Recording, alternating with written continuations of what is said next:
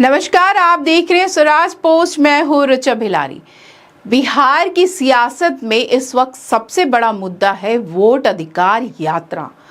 कांग्रेस और राजद इसे स्वतंत्रता आंदोलन जैसा ऐतिहासिक करार दे रहे हैं, तो वहीं भाजपा इसे महज राजनीतिक नौटंकी बता रही है। आपको बता दें, अभी बड़ी खबर आई है कि यात्रा की शुरुआत से ठीक पहले सासाराम में बड़ा विवाद खड़ा हो गया है। जिला प्रशासन ने सभा स्थल की अनुमति देने से इनकार कर दिया है। साथ ही राहुल गांधी के हेलीकॉप्टर लैंडिंग को भी मंजूरी नहीं दी गई है। इस कदम से महागठबंधन के नेताओं में नाराजगी है। राजद सांसद सुधाकर सिंह ने साफ कहा कि चाहे अनुमति मिले ना मिली, कार्यक्रम जरूर होगा। हेलीकॉप्टर भी लैंड करेगा और अगर सभा स्थल ना मिला तो राहुल गांधी और तेजस्वी यादव रोड मार्च करेंगे। प्रशासन दबाव में काम कर रहा है, लेकिन हमारी योजनाएं प्रभावित नहीं होगी। तो आइए पहले सुनते हैं सुधाकर सिंह ने क्या कुछ कहा। यहाँ तक कि सासाराम शहर में पिछले हम 5 दिन से प्रयासरत है, हेलीकॉप्टर उतरने का परमिशन नहीं दिया जा रहा है। ये पहली बार ऐसा है कि पुलिस लाइन में मुख्यमंत्री का हेलीकॉप्टर उतरता है, सरकार के बैठे हुए लोगों का सासाराम शहर में हेलीकॉप्टर उतरता है, लेकिन राहुल गांधी जी और तेजस्वी जी का हेलीकॉप्टर की अनुमति अभी तक नहीं दिया गया है। यह चुनौती है हमारे लोकतंत्र के सामने कि किस तरीके से सत्ता में बैठे हुए लोग विपक्ष को कुचल देना चाहते हैं प्रशासनिक मशीनरी के जरिए। यह एक ज्वलंत उदाहरण है जो मीडिया को जानकारी में शायद ये बात नहीं होगा।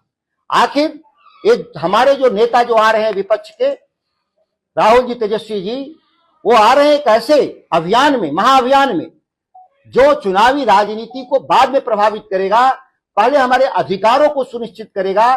तो आपने सुना सुधाकर सिंह को।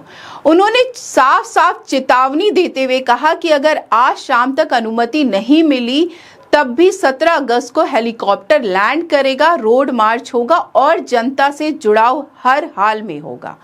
आपको बता दें कि 17 अगस्त रविवार को इस यात्रा की शुरुआत होनी है सासाराम से। वहीं कांग्रेस सांसद अखिलेश प्रसाद सिंह का दावा है कि यह कोई राजनीतिक कार्यक्रम नहीं बल्कि जनता की आवाज है। 16 दिन तक चलने वाली ये यात्रा लगभग 1300 किलोमीटर का सफर तय करेगी और करीब 25 जिलों से होकर गुजरेगी। हर दिन कांग्रेस नेता राहुल गांधी और बिहार के नेता प्रतिपक्ष तेजस्वी यादव साथ रहेंगे।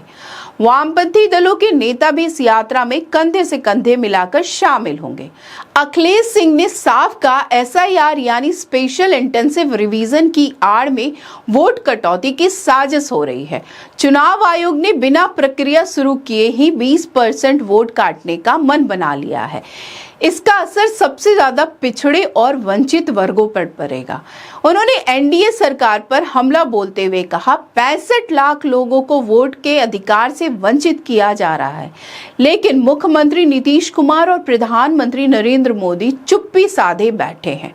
अखिलेश सिंह यही नहीं रुके, उन्होंने नीतीश कुमार और भाजपा पर रोजगार मुद्दे को लेकर भी करारा वार किया।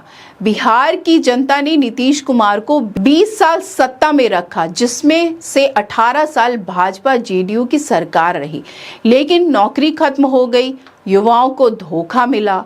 जो रोजगार मिला वो तेजस्वी यादव की पहल से मिला, जबकि भाजपा और नीतीश कुमार ने सिर्फ हसीन सपनों का कारोबार किया। अखिलेश सिंह ने यह भी दावा किया कि 2025 के चुनाव के बाद नीतीश कुमार कभी मुख्यमंत्री नहीं बन पाएंगे। अब अगर तस्वीर का दूसरा पहलू देखें तो वो भी उतना ही जोरदार है। बिहार भाजपा अध्यक्ष दिलीप जायसवाल ने इस यात्रा को राजनीतिक नाटक करार देते हुए कहा, बिहार के मतदाता जानते हैं कि वोट देने का अधिकार उन्हें संविधान और चुनाव आयोग देता है। जब किसी मतदाता को दिक्कत नहीं है तो यह यात्रा सिर्फ दिखावा है। जो लोग अपने घर नहीं संभाल पा रहे हैं वो जनता को क्या दिशा देंगे। महागठबंधन इस यात्रा के जरिए केंद्र और राज्य सरकार पर सीधा हमला बोलने की तैयारी में है। सासाराम से शुरू होकर यह अभियान पूरे बिहार में जाएगा।